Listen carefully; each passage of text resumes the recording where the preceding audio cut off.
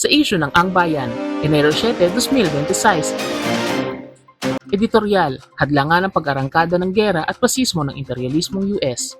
Kasi simula pa lamang ng taon, umarangkada na ang makinaryang panggera ng imperialismong US sa pangunguna ng hibang na pasistang si Donald Trump, presidente ng US. Noong Enero 3, sa bayang binomba nito ang Caracas, sentrong lungsod ng Venezuela at ibang karatig na rehiyon at isinagawa ang operasyong militar para dukutin si President Nicolas Maduro at asawang niyang Cecilia Flores para pwersahang dalhin sila sa US. Kung ano-ano ang hinabi ni Trump na paratang kontra kay Maduro, katulad ng inimbentong drug cartel na kanya daw pinamunuan para bigyang matwid ang tahasang ilegal na operasyon. Ngunit alam ng buong mundo ang totoong dahilan, ang langis ng Venezuela na pinaglalawayan at inaangkin ni Trump na kanila. Umamin din si Trump nang idineklarang patatakbuhin namin ang Venezuela at kokontrolin ang kanyang langis. Lantarang armadong agresyon para sa pandarambong ang pagsalakay ng imperialistang maton sa bansang nagtatanggol ng kanyang kalayaan. Matapos tukutin si President Maduro, binabantaan naman ngayon ni Trump ang humaliling si Delcy Rodriguez upang persahing sumunod sa kanyang dikta. Nagkakaisa ngayon ang mamamayan ng Venezuela sa pagtindig at paglaban. Sa lansangan, nagkakaisang sigaw nila, ibalik sa amin si Maduro. Malawakan ding binatikos ng maraming bansa ang pananalakay ng US dahil sa paglabag nito sa mga internasyonal na batas at panuntunan ng United Nations. Nagpahayag ng pagkabahala maging ang mga kapwa at alyadong imperialista ng US, bagaman pinili nilang tumabi lamang. Mayroon namang mga grupong maka-US na nag-aalala sa agresyon ng US, subalit tahimik na pumapalakpak rin sa pagdukot ng US sa anti-imperialistang si Maduro. Ang agresyong militar ng US sa Venezuela ay hindi una at tiyak na hindi huling pangyuyurak nito sa mga malayang bansa sa iba't ibang panig ng mundo.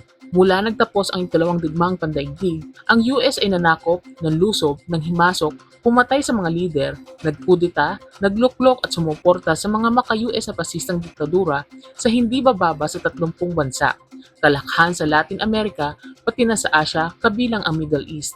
Binabantaan din ngayon ng US ang Iran, na katulad ng Venezuela ay mayaman sa langis, at piniling isa bansa ito. Pinagbabantaan din ng pasistang hibang ang Mexico, Canada at Greenland.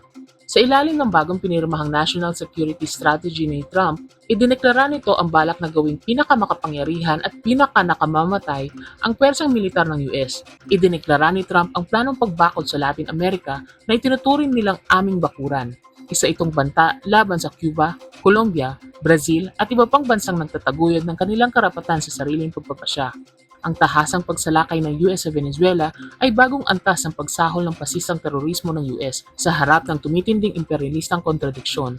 Ipinakita ng pasistang si Trump na walang batas na sasadka sa kanyang kahibangan. Labis na nangangamba ang mga karibal at alyado ng US na gamitin ang langis ng Venezuela bilang sandatang pampolitika at pang-ekonomiya laban sa kanila sa anyo ng pag-impluwensya sa pandaigdigang supply at presyo.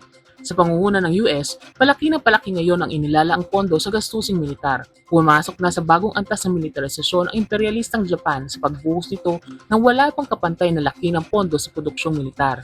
Pagpalaki rin ang gastusing militar ng mga imperialistang bansa sa Europe. Kaanib man ng US sa NATO, ang France at Germany ay tumututol sa itinutulak ng US na kasunduan sa Ukraine dahil labis ang binibigay nitong kontrol sa US sa rekurso ng bansa sa dispintahe ng mga imperialista sa Europe.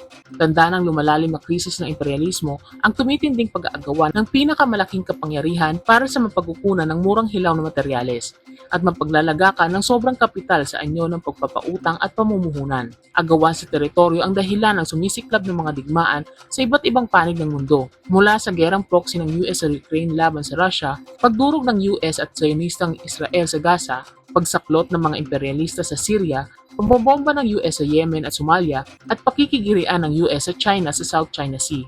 Sa kontekstong ito, lubos na maunawaan ang papalaking presensya ng mga pwersang militar ng US sa Pilipinas, ang pagdami ng mga base militar nito sa iba't ibang panig ng bansa, ang paglalagak ng malalakas na sandata, ang permanenteng paglalayag ng mga pwersang nabal nito sa karagatan ng bansa, ang walang tigil ng mga ehersisyo militar at panguupat ng sigalot sa Taiwan.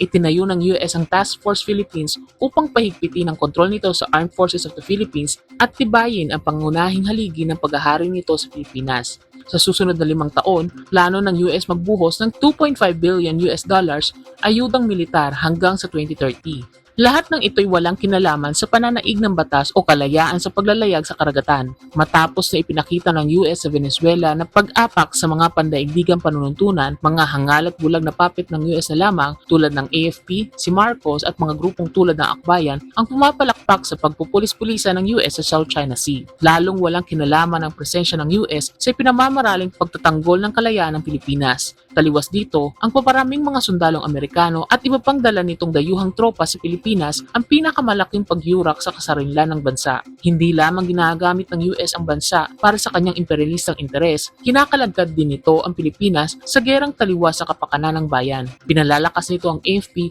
para magsilbi nitong katuwang sa pagsiil sa sambayanang lumalaban. Sa harap ng tumitinding imperialistang sagalot, agresyong militar, pasismo at panguupat ng gera ng imperialismong US, dapat pag-ibayuhin ng sambayanang Pilipino ang kanilang pakikibaka para sa tunay na kalayaan at demokrasya. Kasabay nito, dapat makiisa sa pinakamalawak na hanay ng mamamayan sa buong daigdig para sagkaan ang arangkada ng gera at pasismo sa buong mundo.